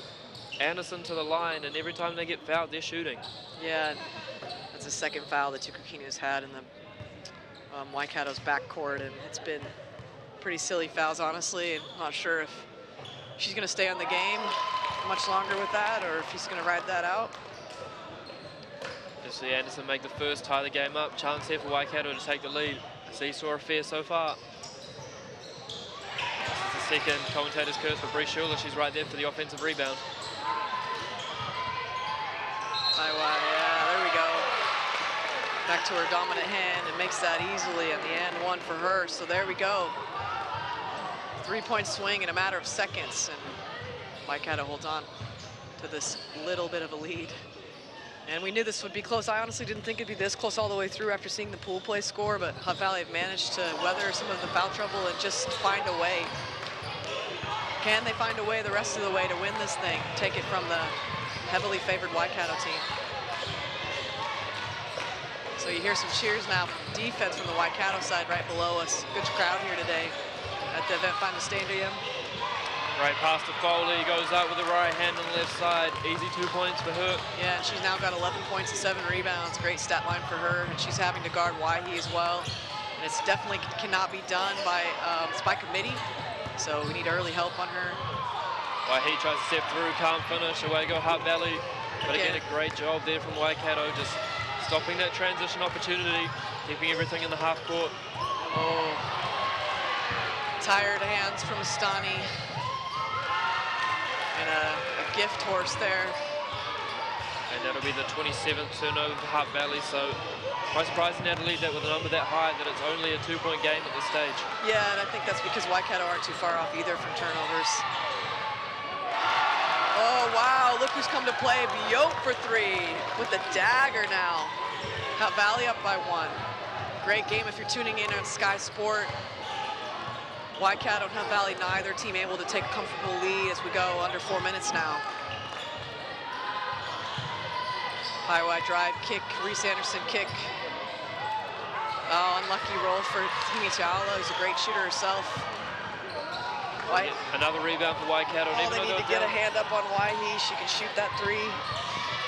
Highway hasn't done much scoring now, and she's going to be more aggressive, so they do have more than one scorer, even though Waihi has done most of it. As we have another look here at the replay. Great pass. Goes up. Bang. Yeah, and Schuler was out there too, so what a shot from Biot. Waikato with the reset on the shot clock from the sideline. That'll be 14 on the shot clock for them. There's Anderson, nice crossover. They're going to look, of course, to get it to Waihi. Oh, Kaiwai, she's not afraid. That would have been a massive shot had it gone in. And oh, Ramira's, nobody really wants to bring it up for Hutt Valley. Gotta want the ball in your hands at the end of a game. Good help from her though. Kick out for Paiwai. And air ball for her. Shot clock down to 4 seconds. Waihi will launch and long and hits the backboard. Great rebound for Paiwai. And I don't know what the call is for the referee. As it looked like the shot got off before. The shot clock expired. But they've just gone out of bounds, and then Waikato to reset rather than just playing on. Yeah, and that's a good job by the officials. I mean, it definitely was a, you know, we don't have the luxury of going back and checking like some of the higher leagues, but that was a good call from the officials and the bench, noticing that that did hit the rim. Anderson likes her right hand, and it's cut off by Ramira. Steps on the line, good defense from Tia Ramira, and an awesome help side as well from Biot, and we have ourselves a game. Yeah, big position coming up for Hutt Valley. If they get a score here, try and extend that lead a little bit. Could be golden with 2 minutes and 42 seconds to play. I'd love to see it overtime. course, I don't think Hutt Valley wants that. They need the upset in regulation with all the foul trouble they have. The lineup right now, though, doing well. Davey back in the game. Rahululala looking around for someone to want to score, and Davey, they're up on her three-point shot. Drives through her left, scoot shot, fouled by Himi Tualu, picks up her 4th foul. She's got the job of guarding Davey, and now she's on 4. So both of those players, Davey and Hemi Tualu, both with 4 fouls. Yeah, great job there from Jordana Davey, just stepping through, drawing the contact, making sure this isn't an empty possession for Hutt Valley. Any points at the moment are golden, with only a 1-point difference between the two teams. And the difference there was that Davey was able to start from the free throw line instead of from the free. She took an extra dribble to get herself closer, which was massive. Great hops there from Hemi Tualu to bring that net down. Davey comfortably makes the first 2-point lead for Hutt Valley. That's her 9th point of the game. Coach Corbin, I would assume, has both timeouts down the stretch. Hemi might have 1, possibly 2, so could get interesting with both coaches' timeouts to play with. Yeah, well, Coach Corbin hasn't taken a timeout in the second half, so he's got 16 seconds to take one, or he will lose one and only have 2 for that last stretch of the game. Looks like he's not going to take it, so he'll lose one as Waihi, very deep 3, no good. Again, great rebound there from Hutt Valley as we see Corbin. Not super happy with that, but she has made 4 threes, and you know, Hutt Valley is just so frustrating if you're a coach at the moment where you get the ball back and you have a chance to do something and you turn it over before you even cross half. So it's just been the story of the game, empty possessions for Hutt Valley, but still up by 3. It's been really interesting trend, hasn't it, Adelaide? If we didn't have the score, you would have thought Waikato were up 10 to 15 points, but Hutt Valley have just done a fantastic job by committee, working together, and they've eked out a 3-point lead with 1:59 to play.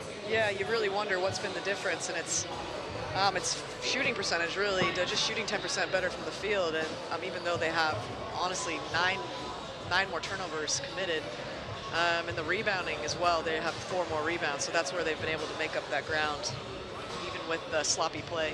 Interesting timeout taken here by Coach Corbin. Obviously, 1 second ago, he lost that 3rd timeout for the half. And so down 3, he's decided to take one, so he'll only have 1 left for the rest of the game. Yeah, and I understand that. You're down 3, so it's not like you're tied or you're up, and you probably want to save that a little bit longer, but you need to score. You really need to score here. They took a quick shot in that last one, even though Waihi's been the player of the game, but he's going to want to get that 3-pointer look after a few passes and she's in rhythm. So I don't mind the timeout from Corpse. I think it's a good one. I'll just see if it's only going to be a really good one if they make a basket here. Of course, we all know who this ball is going to go to. It's going to go to Waihi. You can't fall asleep on Schuler and Paiwai as well. And once the shot goes up, what do you need to do? Rebound. Well, the rebound battle in this game being very tight. Hutt Valley, they lead that 41-37. So neither team having a massive advantage on the boards. Paiwai to bring it up now. She'll swing it through Himi Tualu, who will drive, put it on the floor. And a great finish, unexpected from her, so they didn't go to Waihi, and that's nice. She hasn't done much scoring, so awesome for her to get that shot. And it's a 1-point game. Again, Hutt Valley taking 6 seconds to get it up. 12 left on the shot clock. They just let her catch in there, and she went over her left shoulder, which you don't see too often. Oh, that's a giant steal there for Hutt Valley. It looks like referee Regan's called the foul. Danielle Cooge on the baseline and called out of bounds. And it will indeed be 2 shots, so a bit of a coach killer there. Waikato secured the rebound, couldn't secure the outlet. 2 shots for Hutt Valley and a chance to extend this lead as it's currently only 1 point. Yeah, and that's, if you're an official, that's area 5. So they split the court into 6 areas and both officials are in charge of area 5. So you do get sometimes those confusions or double calls, and they just go with the guy from behind on that play. So Boo couldn't complete the first. Can she make the second, make it a 2-point game? Calmly slots the second, so Waikato ball down 2, minute 33 to play. Yeah, about 5 possessions left now in this entire game. Both teams in the penalty, so you want to be super aggressive and take it at them and look to get to the rim. Paiwai off, and must have heard me and decided, like most teenagers, to do the opposite of what adult says. Of course, I coached Alana in the FIBA Oceanas, and she had a really good, she's a very aggressive young lady and not afraid of the big moment. So Waikato ball here on the baseline, 14 seconds on the shot clock. What can they conjure up? Yeah, Davey late, and there was a bit of a switch there, and she'll be fouled off now for the game. And the older player got the best of her there. It'll be a top age. Outsmarted a bit with a great pass, and just to pick the picker, nothing fancy. And yeah, we do see that quite a lot, don't we, Natalie? Just that you're trying to get that weak side layup rather than the strong side, because that's what teams are focusing on. You can slip them behind them, as we saw there. Yeah, no, I don't guard the inbounder on those plays at this age group. I turn them around and put their feet on the baseline, because the ball out of bounds can't score. So she converts the two, and Himi Tuala has come to life in the last minute and a half of play. As you see, full court pressure here from Waikato. Hutt Valley, what can they conjure up? It's a tie game. Oh, high wide hustle play, handsy. So Waikato looking to take the lead here, and they will look to set up, and Waihi with the ball in her hands. Waihi dances a little bit. It's her last minute of regulation in this game, the girls' grand final. Oh, Waihi didn't want to take the three, and good pick the pocket defense from Boot. She gets a massive steal. Goes that Waihi, puts it up, pulls a foul. Judge that Waihi was not in the cylinder. And if you're wondering what the cylinder means, is you've got to be chest to chest, and she was just on the side, even though she was straight up. And you know, if you're going to call something, that's what you're going to call in that situation, is a block. Calmly makes the first. Hutt Valley back into the lead, 58-57. So you're wondering here if Corbin will call a timeout. I think he'll wait on it. I think you know, they've been fine, really. And he opts not to call his final timeout. Or no, he's got one. So Waihi with the ball. And as she gets by Foley, who reaches from behind, and Waihi wants the same call that she was called for down on the other end, doesn't get it. High wide, rebound misses. So a turnover, wow. And Waikato just driving to the hoop here. Now Waikato could hold for the last shot. Shot clock's turned off, but Paiwai decides to drive. Schuler will finish that, and we have ourselves a tie ball game and a timeout from Coach Himi. What a game, Andrew. Fantastic stuff there, and of course youth basketball coming through. Hutt Valley needed cooler heads, unfortunately couldn't have it. They turn the ball over, Waikato come down and score. Yeah, and now the question is, what is Coach Himi drawing up on the other end? You've got Davey on the bench. You know, you've got the hot hand in Rioma from the three. Biot's been playing well. Rahu Laulau as well. Are you switching screens here? Are you sticking with what has been working if you're Corbs? Because foul, you need to protect the rim. You're going to go to the free throw line if not. Well, it looks like they'll probably go to Nina Bood.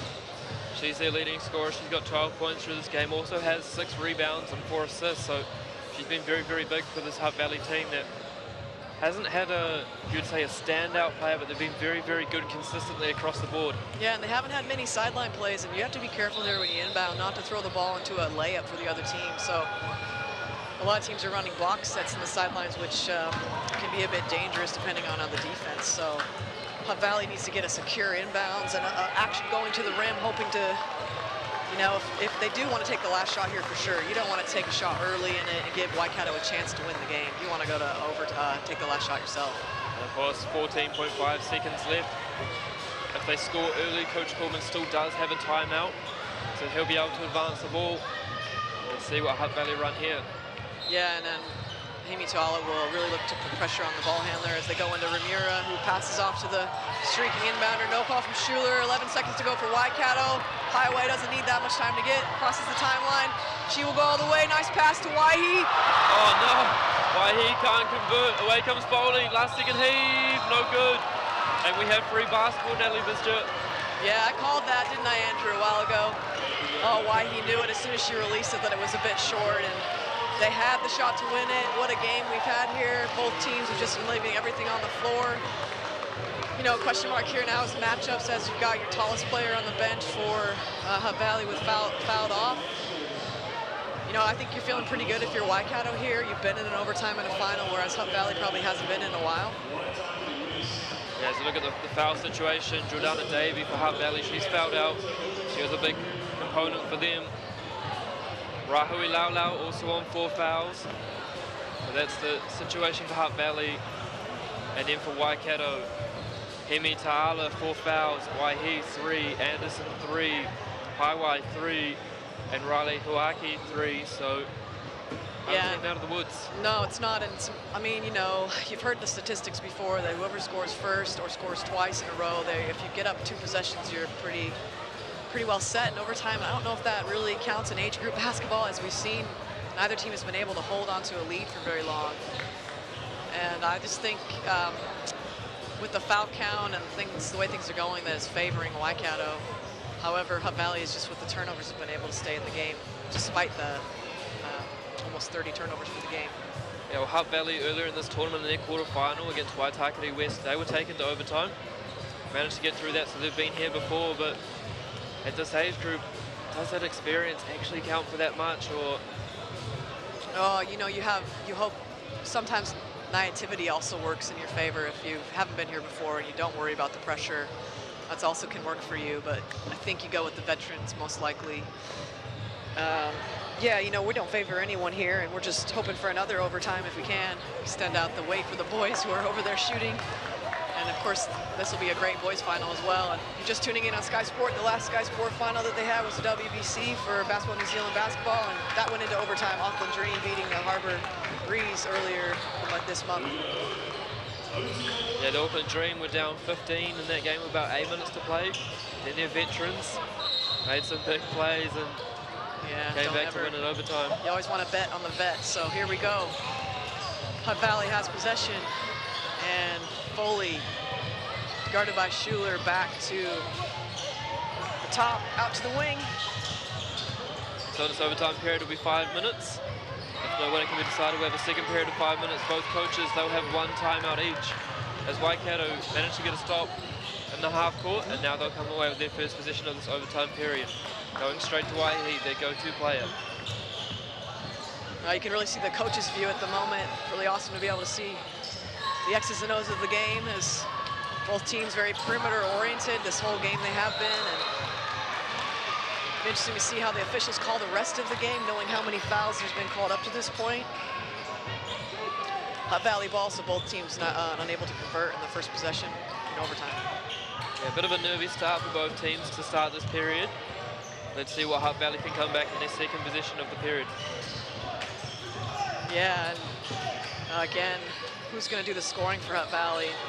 Schuler playing tight defense on Foley, who passes it back from the scoop shot and hustle rebounds. Tired legs and tired minds at this point. It's just who can ever outlast each other.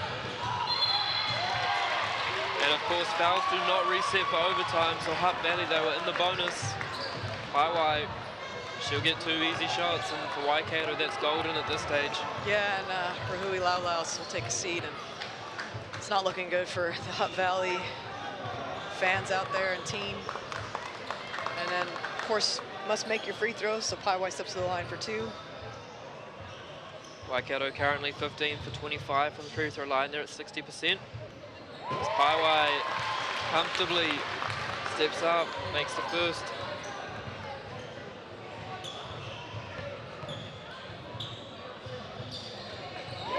And makes both, so 2-point lead here for Waikato. Nice boot, it is, that comes away with the ball. Yeah, he dribbles into the trap. They're gonna keep it. And Stani, I think, needs to, she's a bit nervous with Paiwai in front of her, but they need to look to her to score. And good passing there on the interior from Hutt Valley. Ramira hasn't looked to score in a while. Also another player who has to shoot the ball. Wen launches a 3, nothing, no iron, and a shot clock violation in the ball for Waikato. And Waikato here, they come away, no rush for them. Yeah, they're very good at using the clock here in these situations. Up to Waihi for a 4th triple for the game, no good. And she's probably feeling a little bit of the fatigue now after missing that layup. Paiwai's stuck with it. She doesn't have the best shooting game, but she's been enforced in other areas, especially defensively the last few minutes. Great floater there from Paiwai. 4-point lead for Waikato. Yeah, Steph Curry-like from her over the defenders. Boot for 3, no good. And that ball will stay with Hutt Valley. Extra effort from Wen. And we'll have another look at that shot here. Again, confident crossover again. Our defense just goes up and over, nothing but net. Great shot from the young Waikato guard. Hutt Valley, what can they respond with? Yeah, this could get really out of hand really quick if they don't respond, so could end up being a 10-point game, which hasn't been. It's been a really close one. Yeah, we saw that happen last year in the boys semi-final. Wellington versus Harbour was tied up, and then Wellington in the overtime ended up winning by about 15 points. So yeah, Hutt Valley just looking really tired. Theo just left Waihi and reached for the ball and just left her, and Jesley got a wide open layup. So now we're up. 6 points for Hutt is down, and they really need something. Oh, nice. Great little pick and roll from those two, and then find a cutting Foley to finish. She's had a great game, and she's got to be feeling tired. She's played, since the first quarter, she's played the entire game. And Hutt Valley won't be used to that. Yeah, looking at minutes, Bree Schuler, Jesley Waihi, Reese Anderson, they've all played over 40 minutes, so how will the legs tell? But Waikato started the strongest here. Hutt Valley, though, will still feel that they're in it. Only minute 51 to go, but only down 4.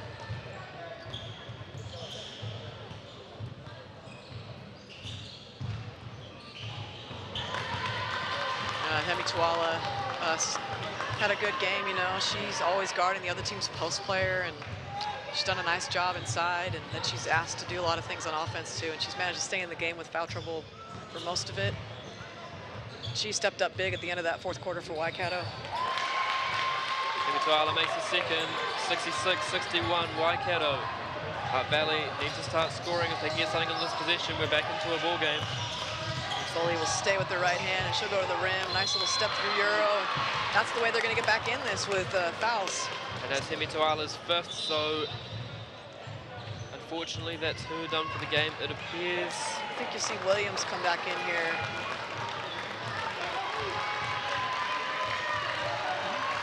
Once again, we see the Lacey Lowdown in the background. What will he be thinking? What will he be writing about this game? Oh yeah, he'll be excited. He's just been on a basketball high, especially women's after everything with the WBC and under 19s. Of course, Harbour women won that, and the Harbour men. So it's going to be different teams now at the 17s, as we see. And so far, it looks like Waikato, they maintain the lead, will come home with the gold medal. Yeah, Waikato last year runners-up in this age group. Taranaki, I believe, were the winners. So we will have a new champion crown. Same with the boys. Wellington unable to defend their crown, getting knocked out in the semi-final by Taha, Canterbury A. Oh, now we're shooting threes, which we like. That was a good looking on-target shot. Just couldn't connect completely, but that looked nice. He was surprised to see Foley on that kick out. Didn't take the 3, but great rebounding from Hutt Valley. And you do need a long ball if you can get it, and it will stay with them off Waikato. So as soon as Hemi Tuala fouls out, it looks like they needed her on those boards. Yeah, Hutt Valley ball down 5, 46 on the shot clock, minute and 8 change to go. Big possession here for them. Yeah, Hutt Valley showing some signs of life still. Just need a basket to fall. And Foley, not much to shoot. 3-2, step back, pass. Oh. We have a shot clock violation. Hutt Valley, that's a turnover. That's their 35th of the game, so starting to catch up with them. Yeah, and I guess here it's a bit of a coaching thing. Do you foul now, down 2 possessions, because you're only going to get the ball back for 1, or do you have to play it out? And that's what they do, so they'll run down the clock as far as they can. Oh, no. Well, when you have that, that's pretty great. Coach Hemi calls a timeout. He will definitely be advancing the ball. That's 36 points now for Jesley Waihi. And you'd think, Natalie, if Waikato end up winning this game, she will be named MVP of this tournament. As we have another look at the Waihi drive through left hand. Very confident, finishing with both hands. Always a great thing to have in this age group. Of course, Waihi leading all scorers, 36 points, also in double figures. Alana Paiwai, Destiny Foley for Hutt Valley with 13. Nina Boot with 13, Jordana Davey with 10. She's been fouled out. Rebounds. Bree Schuler has been huge for Waikato with 18 rebounds. And then Apaneru for Hutt Valley leads them with 13. And interestingly enough, Natalie, Waikato only 4 assists. Yeah, well, They're bouncing the ball a lot, and those aren't going to be assisted points unless it's one bouncing in. So Waihi's had the ball a lot, and fair enough, she's had the hot hand, and she's a scorer for them. There's a reason why she's going to be tournament MVP. She doesn't need an offense to score. She can do what she wants. She has put on a clinic on how to score in this game. And Bree Schuler has put on a clinic on how to rebound when you're undersized. She's probably not underrated if you know her, but she's very important for what they do, Waikato, and she's given them, you know, 10 or so extra possessions in this game. That's one thing Coach Corbin's very good at. It's getting everything out of the talent that he has on his disposal. The moving screen up high. Anderson takes the wrath from Hutt Valley. Epinera just too much on that screen, unfortunately. As we see Waikato huddling, talking about what they want to do. I'll be very shocked if we don't see full court pressure here from Hutt Valley. There needs something to happen. They need a steal early in this possession, or they're going to run out of time down 7 with only 36 seconds to play. Yeah, you go for the steal, you get a trap. If you don't get it, you foul. And they're not going to do that. So either their players don't know that, or they're just going to let it happen. Yeah. I believe that is going to be game 70-61 Waikato. 24 seconds to play here at Event Finder Stadium in Auckland's North Shore. If you're enjoying this game, don't go anywhere. We have the boys game 10 minutes after this. They must foul here if they're trying to win the game, or if they're just going to let it happen and take the silver. And Foley got the memo there. Every coach is not allowed to scream. Well, you can yell foul out, but you should have a key word for that. Maybe 5 or frog, something that sounds like foul. A little too late there from Hutt Valley. Yeah, interesting in the boys 5 and 6 playoff this morning, Auckland versus Waikato. Coach Aaron Young of Auckland was trying to scream out foul. Ended up getting ticked for it after he walked on the court a little bit, which unfortunately don't like to see. But again, coaching, finding those key words for those terms. Yeah, and that's, again, practicing special situations if you can in training. And the players like them. So here we go. Hutt Valley, we'll just have to hope for a miracle here. And Hutt needs to shoot it. Foley for 3. Trucks the bank it in, doesn't get it. Anderson takes it. And the golden shoes, the golden KD's got another. And so thank you very much from me, Andrew Horrocks, alongside Natalie Vischer, champions Waikato. Stick around, we have the boys final coming up soon.